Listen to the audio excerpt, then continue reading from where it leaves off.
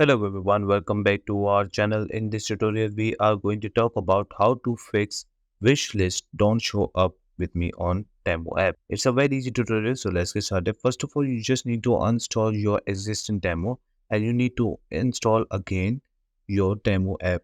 After that, what you're gonna do, just go back home and at the top right corner, go to your settings. Once you go to your settings, just search for app list or application at the top. So I'm gonna do that real quick. App list. Once I get that, just click on this option, click on app list, and this is the applications which I usually use.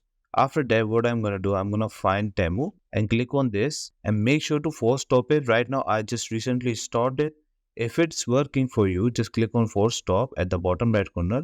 And after that, what you're gonna do is go to your storage and cache and click on clear cache. Right now, like I said, I just installed it, but if some reason it's showing up, just click on clear cache and click on clear storage. So this is what I'm gonna do.